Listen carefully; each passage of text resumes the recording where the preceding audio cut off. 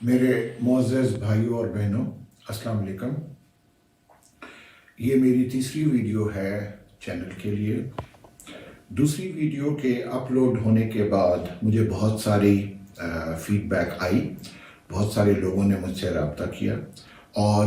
انہوں نے کہا کہ یہ جو ویڈیو آپ نے بنائی ہے انگریزی کے ساتھ ساتھ اس کو اردو میں بھی بنایا جائے تاکہ لوگ اس کو بہتر طریقے سے سمجھ سکیں۔ اس لیے میں آپ کی خدمت میں آج حاضر ہوا ہوں۔ پہلی ویڈیو بنانے کے بعد مجھے سارے پاکستان سے اور پاکستان کے باہر سے لوگوں نے رابطہ قائم کیا اور اس کوشش کو سراہا کہ فری لیگل ایڈوائس، مفت قانونی مشورہ کا چینل بنایا گیا ہے اور کچھ سوالات بھی کیے گئے۔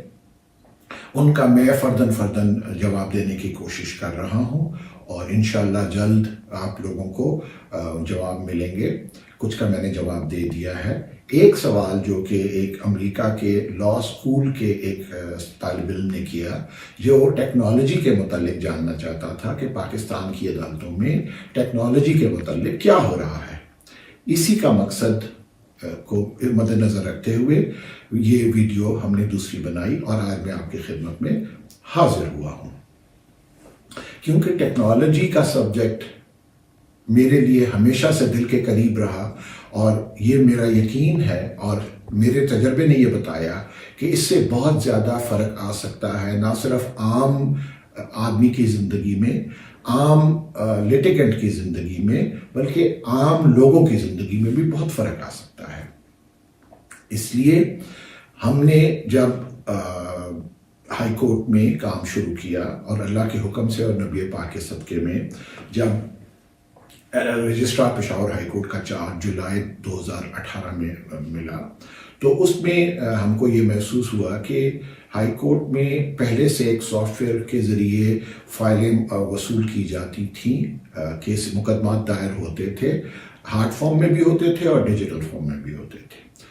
اور وصول ہونے کے بعد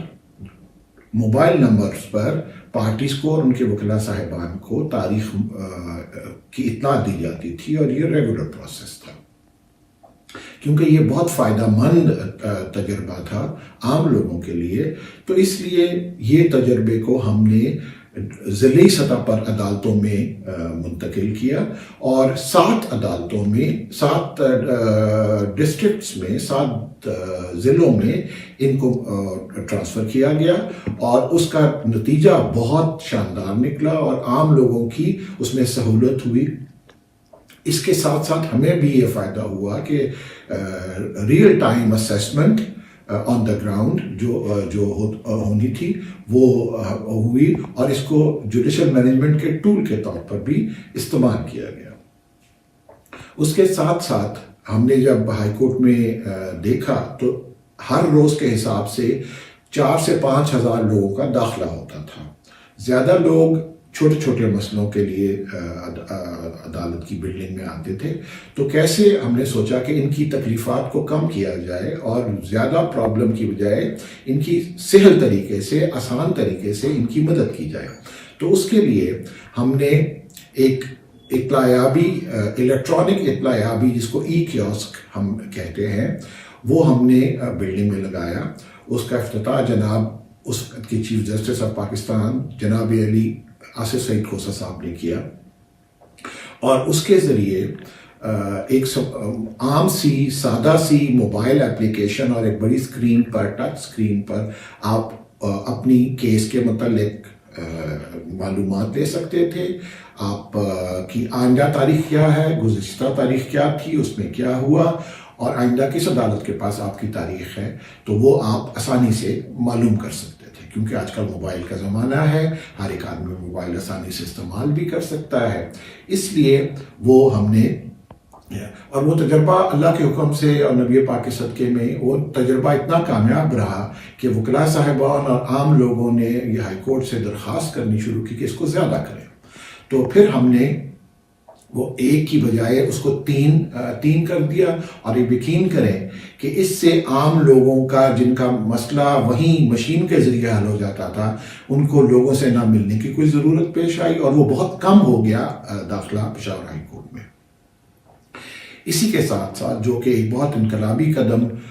جو پشاور ہائی کورٹ میں اٹھایا گیا وہ تھا ورچوئل عدالتوں کا قیام۔ پہلے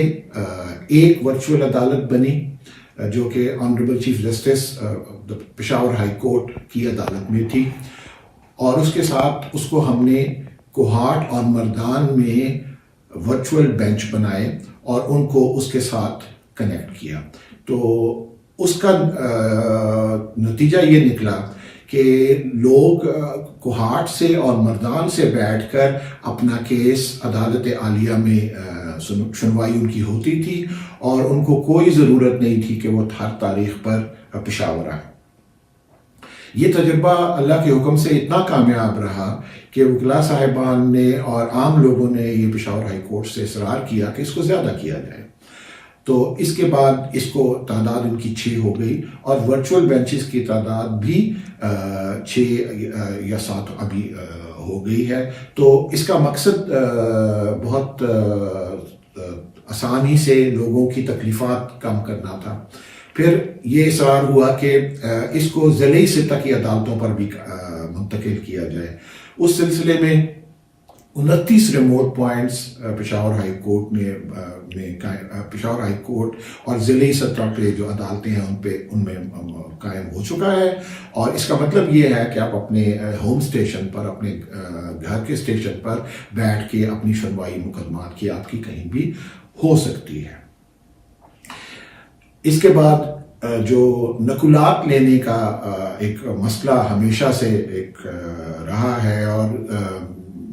اس کو کیسے سہل بنایا جائے، کیونکہ ایک مقدمے کی نقل لینے کے لیے اگر لوگوں کو پشاور آنا پڑتا تھا تو وہ بہت مشکل صورتحال ہوتی تھی، اور خرچہ اس کے علاوہ ہوتا تھا۔ تو اس لیے ہم نے ہوم اسٹیشن پر ڈسٹرکٹ کورٹس میں آپ کو نقل منتقلی کا ایک ذریعہ بنایا، اور لوگ اب وہاں سے نقلات لے سکتے ہیں، کیس بھی داخل کر سکتے ہیں ہائی کورٹ کے لیے۔ اس کے علاوہ جو بہت ساری چیزیں ہم نے کی وہ میں آپ کو تفصیلات بتاتا چلوں۔ یہ رپورٹ ہم نے شائع کی تھی 2021 میں، جو کہ آپ دیکھ سکتے ہیں، جس میں ساری achievements of Peshawar high court اس میں درج کی گئی ہیں۔ اس کی نقل آپ پشاور ہائی کورٹ کی ویب سائٹ جو ہے پشاور ہائی کورٹ کے نام سے، اس میں آپ جا کے اس کو تلاش کر سکتے ہیں اور ڈیٹیل میں پڑھ سکتے ہیں۔ میں نے جو آپ کو گزارشات کی وہ اس میں لکھی ہوئی ہیں۔ اس کے علاوہ 4 اور کتب جو کہ شائع کی گئی، میں آپ سے گزارش کروں گا کہ اسی طرح اس کے لنک پر جا کے اور اس کو تلاش کریں۔ یہ دوسری کتاب جو آپ دیکھ سکتے ہیں، یہ بہت امپورٹنٹ، ایک بڑا اہم bridging the gap courts and masses, لوگوں اور عدالتوں کے درمیان میں جو فاصلہ ہے اس کو کیسے کور کریں۔ اس میں آپ کو بیسک اطلاع عدالتوں کے کام قائم کرنے کے متعلق اور ان کی فنکشننگ کے متعلق، اس کے علاوہ جو اس میں امپورٹنٹ چیز ہے وہ ہے کہ مختلف قسم کی پلیڈنگز کی آپ کو فارمیٹ دیے گئے ہیں۔ جو لوگ عدالت جانا چاہتے ہیں اور وکیل رکھنے کی استطاع نہیں کرتے، تو ان کے لیے یہ ایک گائیڈ لائن ہے کہ آپ کیا لکھیں گے درخواست میں یا اپنے دعوے میں۔ وکلاء صاحبان کے لیے بھی یہ بہت زیادہ اچھی چیز ہے اور اس کو بہت پسند کیا گیا۔ تیسری چیز اینول انسپیکشن رپورٹ، جو کہ عدالتوں کے جو انسپیکشنز ہوتے ہیں ان کا کرائٹیریا کیا ہے اور ان کو کیسے مستقل طور پہ ہیومن ایلیمنٹ سے پاک کیا جائے، یہ اس کے متعلق کتاب تھی۔ چوتھی کتاب جو کہ آپ دیکھ رہے ہیں وہ ہیومن رائٹ سیل ہے ایک پشاور ہائی کورٹ میں، ان کی کارکردگی کیا ہے اور ان کی کارکردگی کیسی رہی ان سالوں میں، اور آئندہ کیا کرنے جا رہے ہیں۔ سب سے آخر میں یہ آپ کو نظر آ رہا ہوگا، یہ 2 کتابوں کا یہ جلدوں پر مشتمل ہے. یہ judicial estacode Peshawar high Court کا جو ہم نے ساری جو احکامات ہیں، جو قوانین ہیں، جو ہائی کورٹ کے رولز اینڈ ریگولیشنز ہیں اور جو کام ہم نے کیا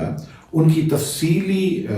رپورٹ اس میں موجود ہے. آپ اس کو دیکھ سکتے ہیں، اس کو کنسلٹ کر سکتے ہیں اور آپ اس کو ملاحظہ کر سکتے ہیں اسی طرح جیسے میں نے باقی چیزوں کے متعلق آپ سے گزارش کی. بھائی اور بہنوں، میں ہمیشہ یہ یقین رکھتا ہوں کہ انسان کو اپنی کوشش ضرور جاری رکھنی چاہیے اور اسی لیے کوشش کر کے ہی انسان چیزوں کو مختلف یا بہتر بنا سکتا ہے. آپ کا کوئی سوال اگر اس متعلق ہے تو آپ یہاں یوٹیوب چینل پہ مجھے پوچھ سکتے ہیں، میں آپ کو جواب دوں گا، یا جی میل ایڈریس جو میری پہلی ویڈیو میں تھا وہ آپ اس پہ مجھے بھیج سکتے ہیں. اور میں اس پر اختتام کرتا ہوں کہ میں انتظار کروں گا آپ کے سوالوں کا اور امید ہے کہ ہم انشاءاللہ اپنی کوشش اس طرح جاری رکھیں گے تاکہ اللہ ہم پر کرم کرے. بہت بہت شکریہ.